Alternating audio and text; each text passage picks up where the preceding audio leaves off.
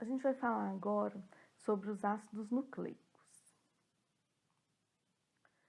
Quais são as funções dos ácidos nucleicos? Transmissão de caracteres hereditários e comandar e controlar as atividades celulares, né? Existem dois tipos de ácidos nucleicos, o DNA e o RNA. O DNA, né, é o ácido desoxirribonucleico. Recebe esse nome, vem do nome em inglês dele, né? E aportuguesado a gente chama de ADN, né? Ácido, o A, D de desoxirribo e o N nucleico. A mesma coisa acontece com o RNA. Recebe esse nome que veio do inglês, mas em português a gente também chama de ARN, tá? Que a gente tem ilustração, né, mostrando os cromossomos, eles são formados de DNA, né? E aqui também mostrando o DNA e o RNA, aqui embaixo, tá? Aqui como que são formadas as proteínas, um resumo bem rapidinho, que o RNA lê o DNA e depois esse RNA é transformado em aminoácido. A gente vai falar disso com detalhes mais para frente, tá? Que é só mesmo um esqueminha. Como que é composto os ácidos nucleicos? Eles são compostos por partes menores chamadas de nucleotídeos. E cada nucleotídeo vai ser composto por um açúcar, um grupo fosfato, né, um ácido fosfórico, e uma base nitrogenada. No caso do DNA, esse açúcar é o desoxirribose, por isso que o nome dele é ácido desoxirribonucleico, porque o seu açúcar é a desoxirribose, tá? No caso do RNA, o açúcar é a ribose, por isso que o nome é ácido ribonucleico, por conta da ribose, que é o açúcar que faz parte ali do RNA. Bom, além disso, eles vão ter um grupo fosfato, né, que é representado por esse círculo aqui roxo, e uma base nitrogenada. Acontece que essa base nitrogenada, no DNA, ela pode ser adenina, guanina, citosina ou timina. Já no RNA, ela vai ser adenina, guanina, citosina ou uracila, tá? Que tem os nomes aqui embaixo. Observem que no DNA, então, a gente tem timina, que não tem no RNA. E no RNA a gente tem a uracila, que não tem no DNA, certo? Uma outra questão rapidinho, só voltando aqui no açúcar, eles são açúcares com 5 carbonos, tá? A gente falou de açúcar agulhar mesmo, então já fica sabendo isso. A estrutura, então, do DNA. O DNA, ele é composto por duas cadeias de nucleotídeos. Então, aqui, ó, o que são cadeias? Né? São nucleotídeos ligados uns aos outros. Então, aqui a gente tem um nucleotídeo ligado a outro nucleotídeo, ligado a outro nucleotídeo. Então, isso aqui é uma cadeia de nucleotídeos. E é só que o DNA ele é composto por duas cadeias. Então, aqui tem uma cadeia de nucleotídeo e aqui tem outra cadeia de nucleotídeo, certo? Isso é uma questão muito importante sobre o DNA, tá, gente? A gente tem aqui, então, as bases nitrogenadas, né, que podem ser adenina, timina, guanina e citosina. E uma questão muito importante é que a citosina sempre vai se ligar à guanina e a adenina sempre vai se ligar à timina, tá? A conformação do DNA, ela é chamada de dupla hélice. Por quê? Porque ela tem essas duas cadeias e elas ficam enroladas entre si como se fosse uma hélice, como se fosse uma espiral, como está demonstrado aqui nessa, né? Então, ó, a adenina sempre se liga à timina e a guanina sempre se liga à citosina, tá? Aqui, né, uma forma para guardar, Aguinaldo Timóteo e Gal Costa, mas vocês podem pensar em outras formas que vocês consigam assimilar melhor. Já o RNA, ele vai ter uma única fita, tá? Ele não tem duas fitas igual o DNA. Existem 3 tipos de RNA: o RNA mensageiro, o RNA transportador e o RNA ribossômico, certo? Quando o DNA que vai formar essas camadas, esses tipos de RNA, né? Então, se no DNA a gente tiver uma adenina, no RNA vai ser formada uma uracila. Se no DNA tiver uma timina, no RNA vai ser formada uma adenina, tá? E a mesma coisa para a guanina e a citosina, né? Que sempre vai se ligar a guanina com citosina, tudo bem? A gente encontra o RNA no núcleo, no citoplasma e formando o ribossomo. Eu esqueci de falar disso no outro slide. O DNA ele é encontrado principalmente no núcleo das células, mas a gente encontra DNA também nos cloroplastos e nas mitocôndrias, tá? Assim como o RNA também é encontrado em cloroplastos e mitocôndrias, mas a gente vai falar melhor sobre isso quando a gente for falar sobre a origem dos cloroplastos e mitocôndrias, tudo bem?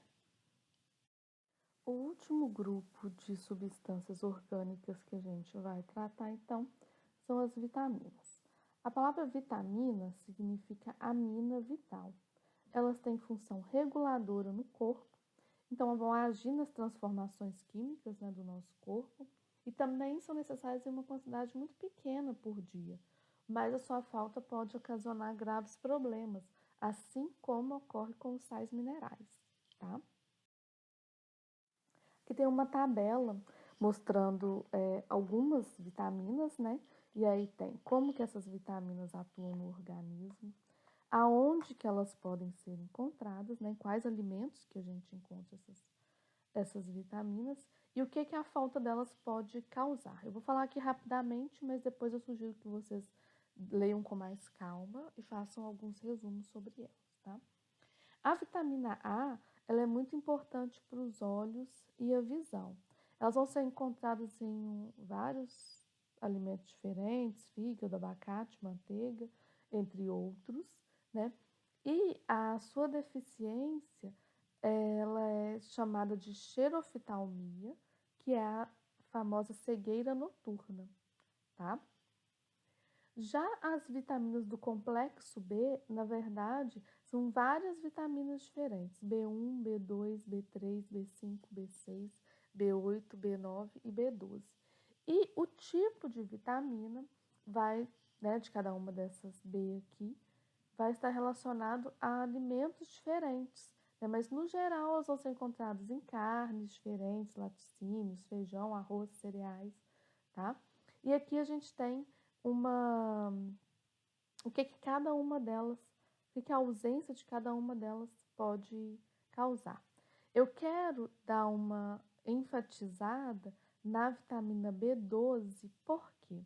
Porque a vitamina B12, ela só é encontrada em animais, né? Ela é totalmente de origem animal. É encontrada, então, em carnes, leites, derivados, ovos, certo?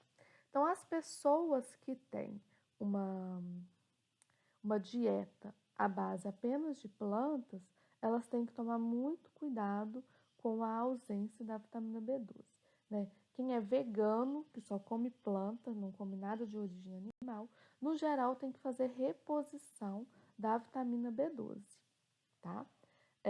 Quem é vegetariano normalmente se alimenta de ovos, leites e derivados e costuma não ter problema.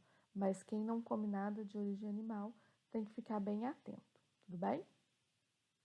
A vitamina C, ela é bem famosa, né? Ela é um antioxidante, né? Importante. A gente sempre associa a vitamina C a laranja, limão, acerola, mexerica, enfim. Esses são alguns alimentos que a gente vai encontrar vitamina C, assim como legumes de folha verde escura, tá? A doença mais característica, né, da ausência da vitamina C é o escorbuto, né, que vai levar a hemorragias e outras características, tá? A vitamina D, ela vai promover a absorção de cálcio pelo corpo, né? E o cálcio, ele está diretamente relacionado a ossos e dentes, né? Lembrando que o cálcio é o que? É um tipo de mineral, né? A gente falou sobre ele quando a gente falou em sais minerais. E ele vai formar ossos e dentes, né? Então, a sua ausência, ela está diretamente relacionada a desordens do metabolismo ósseo, tudo bem? Vai ser encontrado em queijos, manteigas, né, outros alimentos. E a nossa pele, ela é capaz de sintetizar a vitamina D quando ela é exposta ao sol, né? Então, a gente tem que tomar um pouquinho de sol todo dia, principalmente por conta para nosso corpo sintetizar a vitamina D. Né? Lembrando que tem os horários indicados, né, para exposição ao sol, não pode ficar, não é adequado ficar entre meio-dia, entre 10 da manhã e 3 da tarde no sol, principalmente no verão, mas um pouquinho de manhã ou à tarde faz bem para a saúde.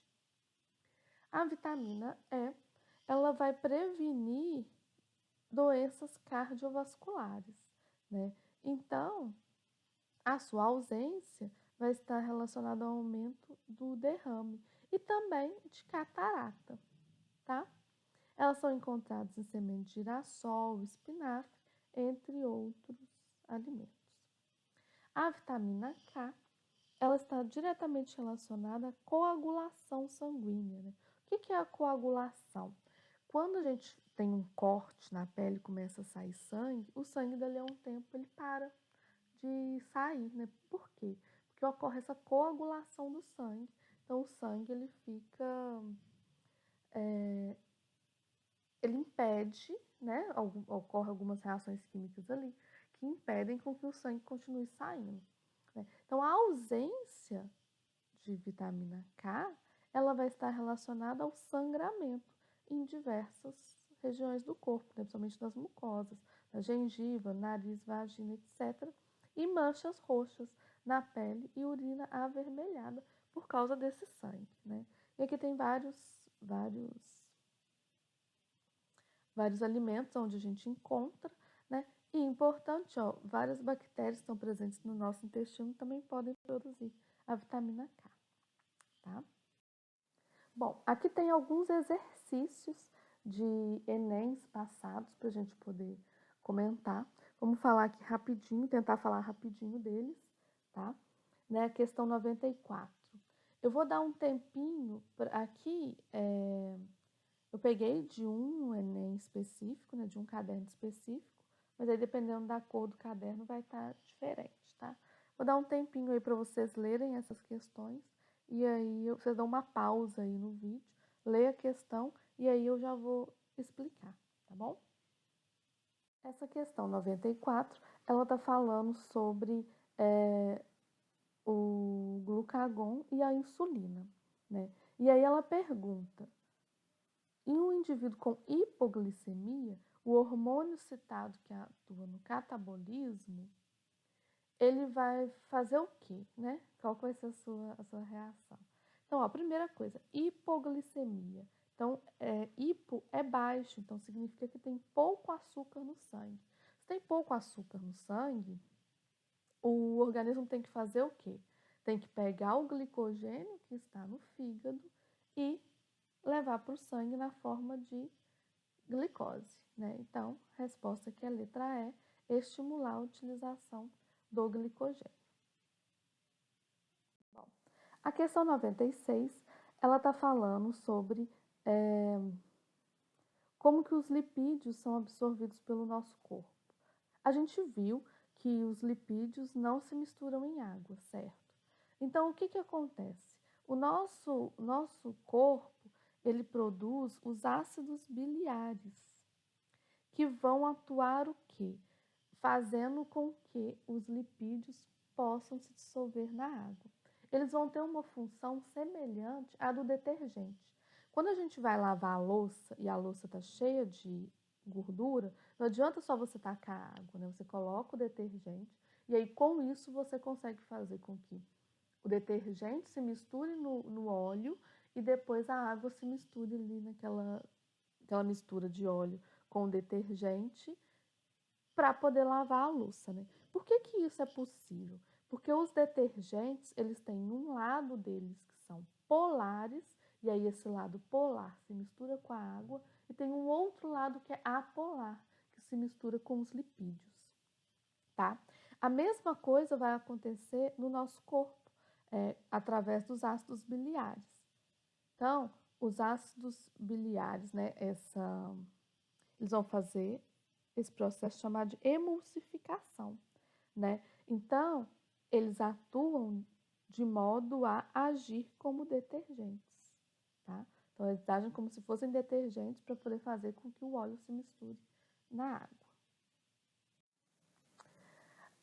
A questão 125 aqui, ela está falando de um processo, né, que é o PCR, que vai fazer com que quebre as moléculas de DNA.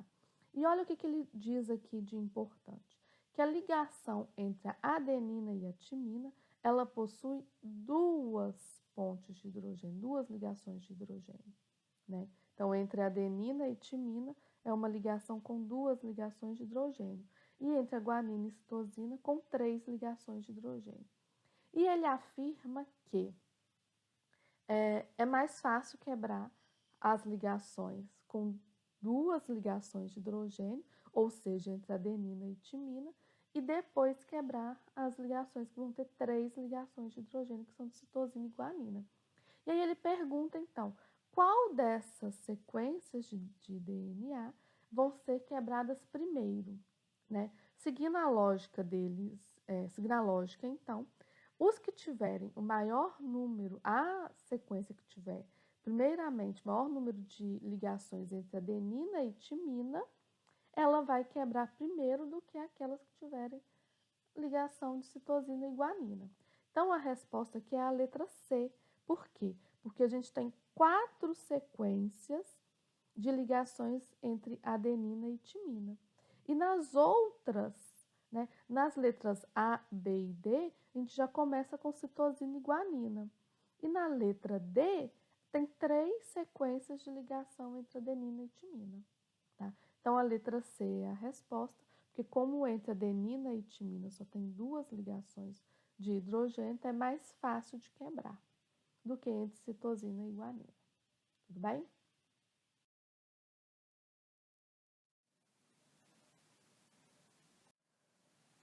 Questão 52 aqui, já do Enem de 2016, né? Ele está falando sobre DNA, né? E em um determinado exemplo, né? Uma fita de DNA tem 20 adeninas, 25 timinas, 30 guaninas e 25 citosinas. Bom, e ele pergunta, se a gente considerar o DNA como um todo, né? Ou seja, as duas fitas desse DNA, quantos de cada um a gente teria? Bom, se você tem 20 adeninas em uma fita, consequentemente, na outra fita você tem que ter 20 timinas. Se você tem 25 timinas em uma fita, consequentemente, na outra fita você tem que ter 25 adeninas. Então, no total de adenina, você vai ter 20 mais 25, que são 45. No total de timinas, você vai ter 25 mais 20, que é um total também de 45. Por outro lado, se em uma fita você tem 30 guaninas, na outra fita você com certeza tem que ter 30 citosinas, certo? E se você tem em uma fita 25 citosinas, na outra fita você com certeza tem que ter 25 guaninas. Isso significa que o total de guaninas das duas fitas vai ser 30 mais 25, que é 55, e o total de citosina vai ser 25 mais 30, que é também 55, né? Por quê? O total de adenina sempre tem que ser igual ao total de timinas. Por quê, gente? Porque lembrando que a fita, que um DNA é composto por duas fitas e que essas fitas são complementares. Se em uma fita eu tenho adenina, na outra eu tenho timina. Se em uma fita eu tenho guanina, na outra eu tenho citosina, né? Então, a menos que tenha algum defeito naquela molécula de DNA, a quantidade de adenina tem que ser igual ao de timina e a quantidade de guanina tem que ser igual ao de citosina. E como que a gente faz para poder saber? Bom, se em uma fita eu tenho 20 adeninas, eu tenho que ter na outra 20 timinas e assim por diante. Então, a resposta correta aqui é a letra C. A gente vai ter no total 45 adeninas, 45 timinas, 55 guaninas, 55 citosina, certo? A questão aqui embaixo, 90, ela está falando sobre o uso do detergente, né?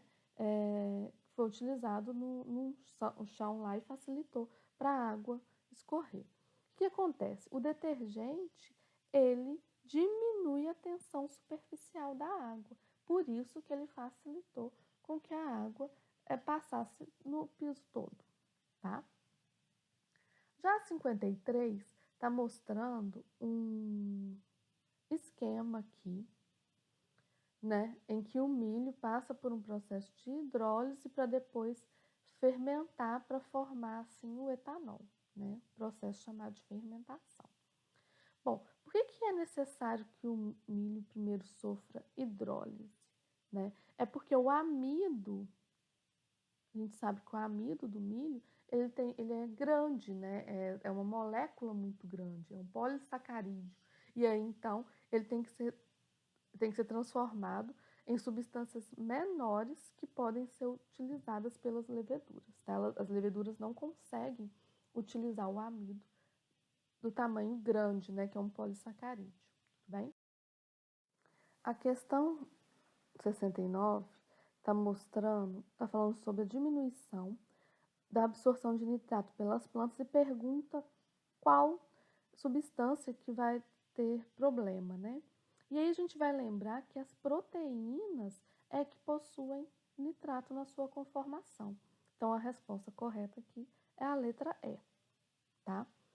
Na questão aqui agora no Enem de 2015, 61, a gente tem falando sobre o nitrogênio, né? E como que ele vai ser absorvido pelos animais, né? Os animais, eles não têm a capacidade de pegar o nitrogênio do ar para utilizar. Então, eles utilizam o nitrogênio através do quê? Da transferência de matéria orgânica pelas cadeias tróficas, né? Ou seja, ele se alimenta de outros alimentos para poder ter nitrogênio no seu corpo, tá? A questão 47 aqui está falando sobre o aumento do consumo de sódio e o que ele está relacionado, né, que é a hipertensão arterial, ou seja, o aumento da pressão arterial, né? E aqui na 47, falando sobre a diminuição do consumo de carne, qual nutriente aqui que as pessoas têm que tomar cuidado, que no caso seriam os aminoácidos o quê? Essenciais, que são aqueles que a gente não ingere, que a gente não produz, desculpa, que a gente precisa ingerir para poder ter para poder ter no nosso corpo.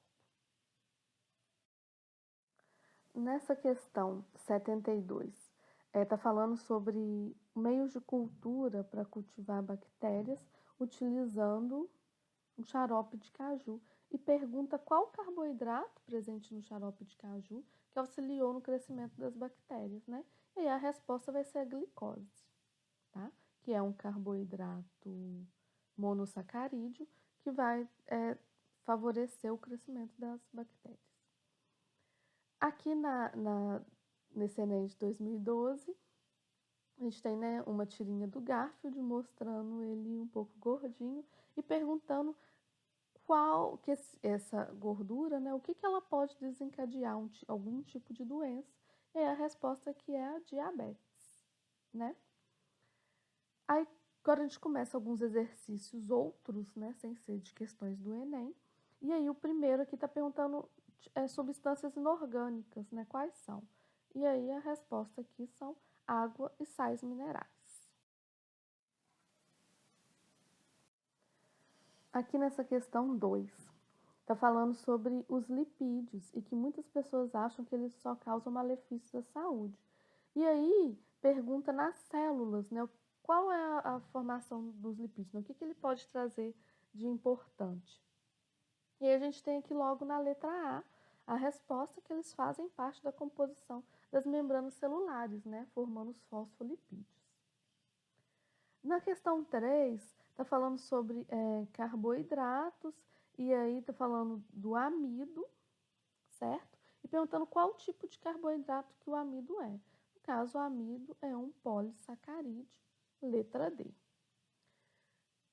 Na 4, falando sobre a constituição do corpo humano, e perguntando entre as afirmativas abaixo, qual delas não está relacionada com a propriedade das proteínas, né? E aí a gente tem a letra D aqui, falando que as proteínas fornecem energia para as células e constituem os hormônios esteroides. Não, as proteínas, elas não fornecem energia, ou elas fornecem muito pouca energia, né, para as células, e os hormônios esteroides são formados por lipídios, tá? Aqui nesses 5, a gente tem falando da farinha de mandioca e perguntando sobre farinha de mandioca, quais que seriam os componentes energéticos e plásticos na farinha de mandioca, né, respectivamente. Então, a letra C, o componente energético, né, não só da farinha de mandioca, como de várias outras plantas, é o amido, e um componente plástico, né, ou estrutural, que é um outro termo que a gente usa, são as proteínas, tá? Aqui a gente tem algumas afirmações para saber se elas são verdadeiras ou falsas. Então, número 1, as proteínas são formadas por sequências de aminoácidos? Sim. 2, a membrana plasmática tem constituição lipoproteica? Tem. E 3, os carboidratos e os lipídios são componentes inorgânicos das células? Não. São componentes o quê? Orgânicos. Então, só está correto 1 e 2.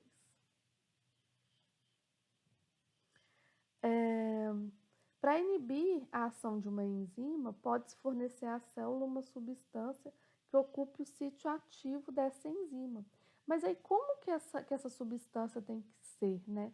Ela tem que ter uma conformação que se encaixe exatamente naquela enzima. Né? Lembrando lá do modelo chave-fechadura, né? Que significa o quê? Que uma enzima, ela só está relacionada a um determinado grupo de reações químicas, né? Um determinado substrato. Então, para que aquele substrato ocupe aquela enzima, ela tem que ter exatamente a forma que teria o substrato original, tá? Que aí a resposta é a letra B, ter a mesma estrutura espacial do substrato da enzima. E aqui perguntando sobre a hidrólise da molécula de lipídios. Isso aqui é uma questão mais química, né, na verdade, do que dentro da biologia. Mas aí ela vai produzir ácidos graxos e glicerol. Glicerol é um tipo de álcool. Aqui a gente está falando sobre o colesterol, né, e pedindo para marcar a resposta correta. E aí a resposta correta aqui é a letra B, que o colesterol participa da composição química das membranas das células animais e é precursor dos hormônios sexuais masculino, testosterona, e feminino, estrogênio, tá? Que vão representar as principais fontes de energia para os seres vivos e também constituem estruturas do DNA. São os carboidratos, né?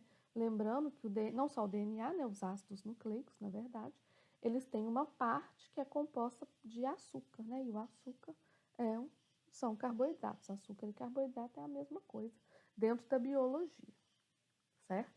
A questão 11 pede para a gente marcar a alternativa correta de acordo com as proposições. Então, vamos ler aqui. 1. As moléculas de glicídio são formadas apenas por átomos de carbono e oxigênio? Não, são formadas também por hidrogênio. 2. As moléculas resultantes da união de muitos aminoácidos formam as proteínas? Verdadeiro. 3. O aumento da temperatura dentro de certos limites aumenta a velocidade de reação enzimática? Verdadeiro também. Então, a resposta correta aqui é a letra A, somente 2 e 3 estão corretos. 12. Relacionar, então, a coluna A com a coluna B. Vamos lá. Número 1, proteína. O exemplo de proteína aqui é a albumina. 2, lipídios, que nos exemplos que a gente tem aqui, colesterol. 3, carboidrato, celulose. 4, ácido nucleico, RNA ribossômico. Entretanto, a gente não tem essa resposta aqui, tá? Mas a resposta seria essa, né? 1 com 4, 2 com 1, 3 com 2 e 4 com 3. Tudo bem? Questão 13. A proteína é formada a partir do encadeamento de moléculas mais simples chamadas aminoácidos. 14. Assinale a alternativa correta com relação aos componentes químicos da célula. Resposta: letra D. As proteínas, os ácidos nucleicos, os lipídios e os glicídios são componentes orgânicos. A gente finaliza, então, a nossa primeira aula, tá? Aqui eu tô deixando o meu e-mail, caso vocês tenham alguma dúvida, podem me mandar um e-mail. E o YouTube, que é onde eu vou postar as aulas, porque eu acho que elas vão ficar muito grandes, vai ficar difícil ficar mandando por WhatsApp. Então, não sei se é fácil achar ou não, tá, gente? Depois vocês me falam aí se tá difícil de achar, se tá tranquilo de achar o YouTube. Mas eu vou postar as aulas lá, tá bom? Um beijo, qualquer coisa vocês me mandem dúvidas, tá? E tudo de bom aí.